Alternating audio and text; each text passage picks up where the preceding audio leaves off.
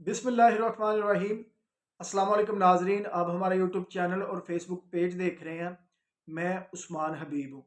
अगर आप सिंध की और कराची की तारीख पढ़ें तो आपको ये पता चल जाएगा कि 1970 में कराची किस तरह का था और सिंध किस तरह का था।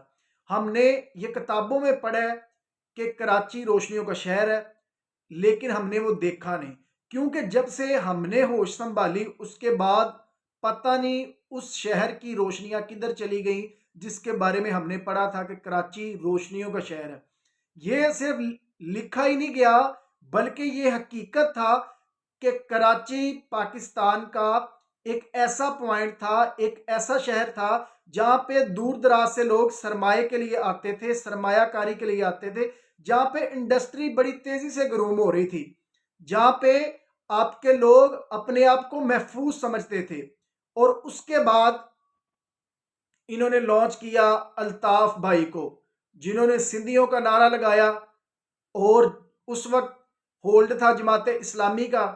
तो ये जो बड़े लोग हैं इन्होंने लॉन्च किया अल्ताफ हुसैन को, और उस बंदे ने इस हंसते बसते शहर को, इस शहर की रोशनियों को, इस शहर की खुशियों को, इस शहर की सनतकारी को, इस शहर की इंडस्ट्री को, इस शहर के लोगों को, इस शहर के माहौल को बर्बाद करके रख दिया। सिर्फ किस लिए?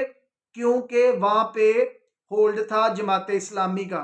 वो लोग वही करते थे जो कानून के मुताबिक था, वो लोग वही करते थे जो इस्लाम बताता था। लेकिन इन लोगों को, पाकिस्तान के ठेकेदारों को, पाकिस्तान के बड़े लोगों को यह बात जरा भी गवारा ना थी, और इन्होंने बाद में लॉन्च किया अल्ताफ हुसैन को। और अल्ताफ हुसैन ने एक एक बंदा करके, जमात इस्लामी का एक एक रहनुमा करके, उसने बुरी तरह से जमात इस्लामी के कारकुनान को और उनके रहनुमाओं को कत्ल किया बुरी तरह। और फिर उसके बाद जब उनका दिल भर गया एमक्यूएम से भी, तो उन्होंने निकाल दिया फिर एमक्यूएम को भी पाकिस्तान से। पाकिस्तान से निकाला कैसे? कि जब अल्ताफ हुसैन भी इनकी आंखों में आंखें डाल के बातें करनी शुरू कर दी, अल्ताफ हुसैन जब वो भी इनके सामने आ गया, तो इन्होंने उस बंदे को पाकिस्तान से निकाल दिया। उस बंदे पे गद्दारी के फतवे लगे, उस बंदे को गुंडा करार दिया गया, उस बंदे को पाकिस्तान का एंटी करार दिया गया, उस बंदे को रा का एजेंट करार दिया गया, और बिलाखिर उस बंदे को पाकिस्तान छोड़ना पड़ा। अब ये कौन लोग कह रहे थे कि अल्ताफ हुसैन रा का एजेंट है, अल्ताफ हुसैन दहशतगर्द है, अल्ताफ हुसैन गुंडा है, अल्ताफ हुसैन कराची की बदहाली का जिम्मेदार है? ये वही लोग कह रहे थे जो लोग अल्ताफ हुसैन को लेके आए थे। और उसके बाद जिंदा हो गए भुट्टो साहब, क्योंकि भुट्टो तब भी जिंदा था और भुट्टो आज भी जिंदा है। भुट्टो को जिंदा रखा हमारे बड़े लोगों ने, भुट्टो को जिंदा रखा पाकिस्तान के ठेकेदारों ने। और आज तक पाकिस्तान में सारे मर गए हैं, सारे चले गए हैं, सबने पाकिस्तान छोड़ दिया। एक नई पाकिस्तान को छोड़ा, तो वो नहीं छोड़ा भुट्टो साहब ने, क्योंकि हर बात पे भुट्टो जिंदा हो जाता है। सिर्फ भुट्टो तब नहीं जिंदा होता जब कराची में या सिंध में सैलाब आता है। भुट्टो तब नहीं जिंदा होता जब सिंध की आवाम भूखी मर रही होती है। भुट्टो तब नहीं जिंदा होता जब सिंध के शहरियों को बुरी तरह तशद्दुद का निशाना बनाया जाता है। भुट्टो तब नहीं जिंदा होता जब सिंध की शहरियों को सरेआम लूट मार की जाती है। भुट्टो तब नहीं जिंदा होता जब सिंधी शहरियों को सरेआम कत्ल किया जाता है। अदरवाइज भुट्टो जिंदा है। यह नारा लगता था भुट्टो कल भी जिंदा था, भुट्टो आज भी जिंदा है, और भुट्टो अभी तक भी जिंदा है, कि जो वो इस तरह के काम कर रहे हैं। अभी रिसेंटली 2 दिन पहले जो बलदियाती इंतखाबात हुए हैं कराची के अंदर,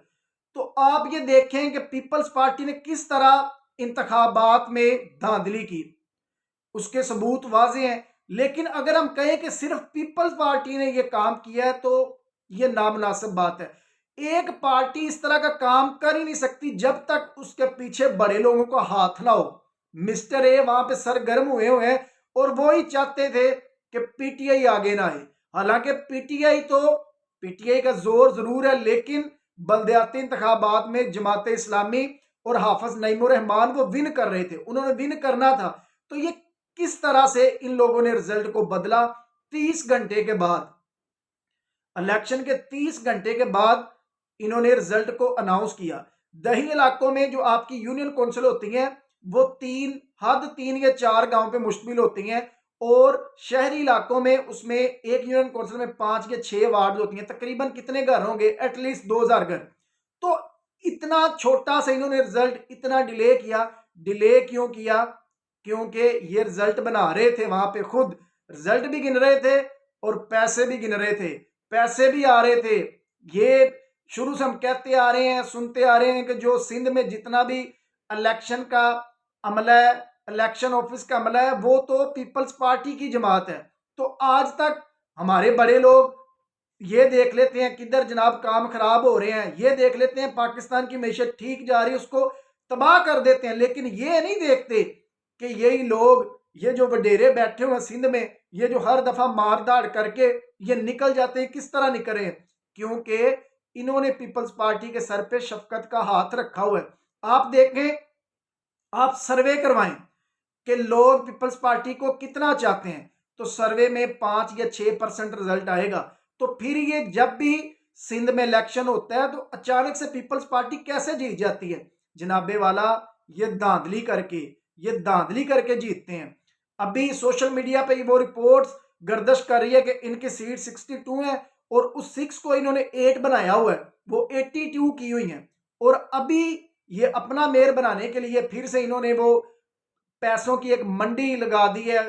कोई जमात इस्लामी के लोग ये खरीदेंगे, कोई तहरीक इंसाफ के लोग खरीदेंगे, और कोई ये आज़ाद उम्मीदवार को खरीदेंगे। ये खुद भी कर रहे हैं, और जो पाकिस्तान के बड़े बने फिरते हैं, पाकिस्तान को तबाह करने वाले, ये उनके भी काम है।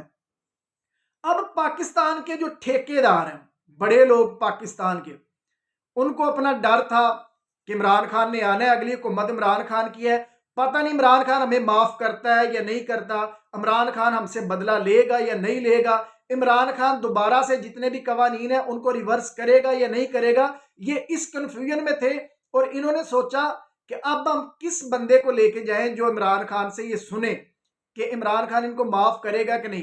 फिर उन्होंने कासिम अली शाह को लॉन्च किया और कासिम अली शाह को भेजा इमरान खान के पास।